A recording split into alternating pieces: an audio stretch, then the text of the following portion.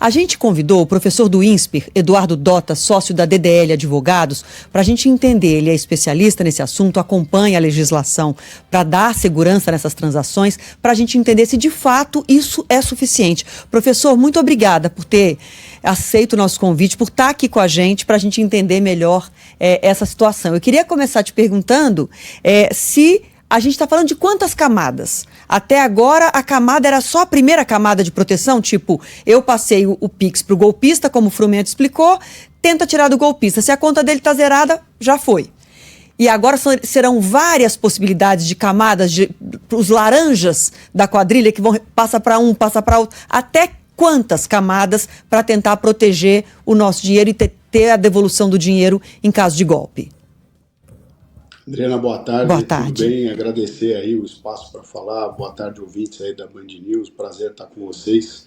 É de fato um grande upgrade que o Banco Central dá, né? Era opcional, como foi explicado até o presente momento, e na segunda ele se torna obrigatório.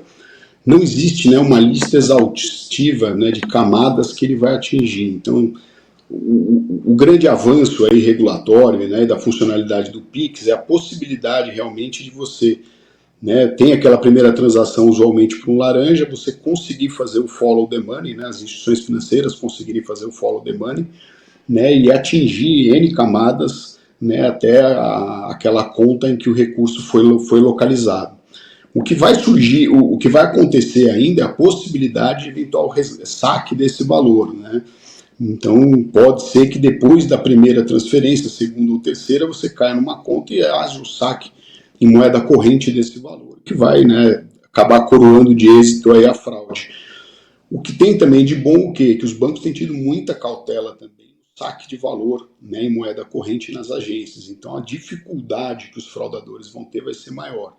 Né, é um mecanismo muito bom para a coibição de fraude, é um mecanismo muito bom para ressarcir, né, a vítima da fraude. Infelizmente, né, o mercado financeiro, diversos mercados têm sido alvo de inúmeras fraudes, né, atualmente. Isso é um problemão, isso impacta inclusive no custo do dinheiro no mercado, e isso vai ajudar demais, né, a trazer esse dinheiro de volta, e também as investigações policiais, né, elas vão passar a ter maior chance de êxito, porque você consegue, através do percurso do recurso, chegar, né, numa pessoa muito provavelmente envolvida aí com uma quadrilha ou com um esquema da fraude. Agora, professor, a sensação que a gente tem é que o bandido, ele está sempre à frente da legislação, ele está sempre mais rápido do que a tecnologia, e eu entendi que o senhor está citando que ainda com essa mudança importante, ainda tem um ponto fraco, ainda tem pontos frágeis, digamos assim. Quais são? O ponto frágil que vai ter, o que é a possibilidade, né, desse dinheiro migrar para uma determinada conta, ele conseguir fazer o saque bancário disso em moeda corrente, então ele saca o dinheiro. Então, assim, vai ter uma ponta frágil. A dificuldade, né, que os criminosos vão ter é que hoje em dia realizar o saque de montante mais expressivo não é simples numa agência. Você tem normas do COAF, você tem a própria dificuldade do estoque de moeda corrente nas agências. Então não é tão fácil. Uma brecha que também existe, apesar de já ter um marco regulatório, são os criptoativos também. Então há a possibilidade de uma migração, né, desbancarização desse recurso. O recurso chega numa conta bancária e isso é migrado para um criptoativo, e daí para frente você tem novas transferências com dificuldade de rastreamento. Então isso pode também estar dificultando, né, está facilitando o universo da fraude. De toda forma, né, essa possibilidade de você percorrer contas ajuda demais. E temos também o que, né, o marco regulatório dos criptoativos, das corretoras de cripto, que também obrigam o que? Você ter uma identificação, você ter, né, identificar as transações que são realizadas, o que tende a diminuir também o espectro da fraude. Professor, eu queria te perguntar, até dúvida que chega já aqui no nosso WhatsApp, no 11 999 592 100, as pessoas ficam preocupadas aí com a fraude, pelo que o senhor está nos falando, ainda há um caminho, dificulta o lado do golpista, mas ainda há um caminho, começa a valer a partir de segunda-feira. Mas, por exemplo, domingo eu fui vítima de uma fraude. Até domingo não está valendo, não é retroativo o recurso, porque tivemos aí essa mudança no sistema, certo? Se a instituição, ou, né, o que você tem, os destinatários da norma são os bancos e instituições de pagamento. Se elas facultativamente já operam, né, hoje, sábado, domingo, Pix são todos os dias da semana, ele vai ter essa proteção. A obrigatoriedade, conforme o regulatório do Banco Central, a partir de segunda-feira. Então, se a instituição, né, de pagamento, a instituição financeira, né, depositária, não tiver ainda, né, implementado isso, ele não vai contar efetivamente com essa possibilidade. O que pode acontecer é as transações transbordarem para segunda-feira e aí você ter a possibilidade, né, o que desse rastreamento já está em funcionamento. Tá, e deixa eu perguntar uma questão em relação ao tempo. A chance de uma pessoa que foi vítima de um golpista ou teve o celular roubado e aquele ladrão vai começar a fazer transações via Pix naquele celular, é o tempo? Mesmo com esse upgrade, como o senhor disse, nas regras do Pix, é o tempo? É o quanto antes acionar o banco, fazer BO, esse é o caminho e correr, porque quanto mais tempo passa, mais difícil fica, por exemplo, aí facilitaria a vida do golpista para conseguir sacar na boca do caixa ou caminhar para uma criptomoeda, como você disse que também é um caminho de escape dos golpistas. Acionar BO e banco no prazo mais rápido possível? Adriana, com toda a razão. Assim, o tempo aí é uma variável importantíssima. Então, quanto mais rápido for, maior chance tem de fazer esse rastreamento e recuperar os valores. Quanto mais demorar, como qualquer, né, furto, qualquer ato ilícito, né, o tempo aí é decisivo. Quanto mais demorar, mais chance, né, vai se ter aí para desviar o recurso, realizar um saque ou transferir para o universo cripto, exatamente. Nosso ouvinte, deixa eu ver se eu pego o nome dela, é a Virgínia. Ela pergunta assim, e o contrário, o Pix correto, mas a pessoa que recebeu é de má fé. Ela pergunta isso porque muitos comerciantes têm esse temor de o golpista às avessas, né? Você vai, compra efetivamente um produto, recebe, pagou por Pix e depois vai alegar que caiu num golpe. E vai tentar receber o dinheiro de volta. Aí o golpe, na verdade, é o golpe às avessas. Mas tem um caminho, porque a pessoa precisa provar também que caiu num golpe. Não simplesmente diz, fui vítima e já aciona e consegue essa devolução. Exatamente. O mecanismo de ressarcimento do Banco Central é para fraude.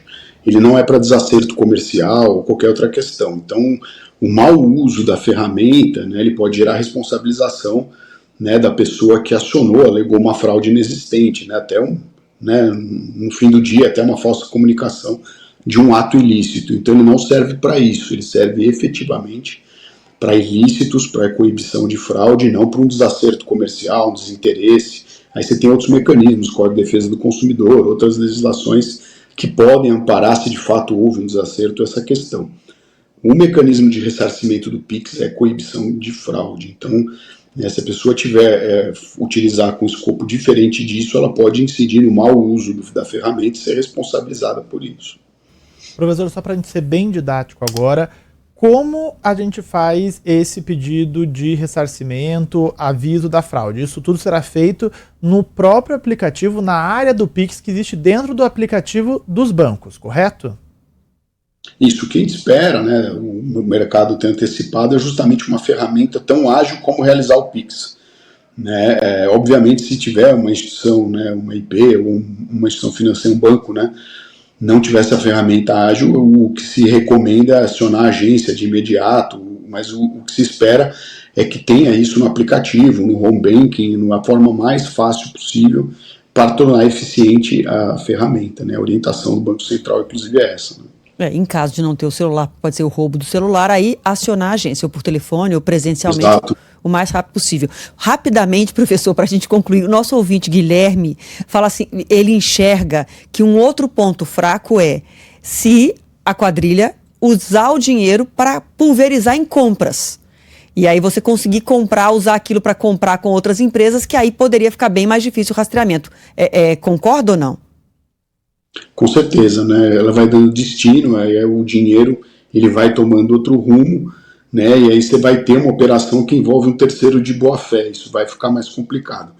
De toda forma, no mecanismo, né, a ideia é justamente que haja o ressarcimento e que dê tempo, efetivamente, até se o dinheiro foi destinado a uma aquisição, haver o retorno desse recurso. Né? A ideia é justamente proporcionar né, para a vítima de uma fraude, de um ato ilícito, o retorno desse recurso. Mas se de fato demorar e houver o destino para um terceiro de boa-fé, poderá haver o questionamento desse terceiro que recebeu o valor, né? De toda forma, o valor não vai deixar de ser um ato decorrente de um ato ilícito e ele tem que retornar aí à vítima, né, dessa fraude.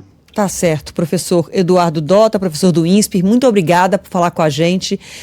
Basicamente, as pessoas têm que continuar muito atentas. Fique bem atento para quem você passa o Pix, né?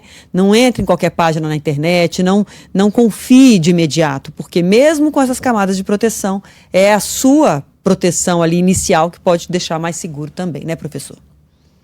Exatamente. Toda cautela é pouco, desconfia ao máximo, né? E confirme as transações que forem feitas. Se de repente for uma fraude, acelera para pedir um mecanismo de devolução para receber esse dinheiro de volta. É isso. Obrigada demais. Um bom fim de semana.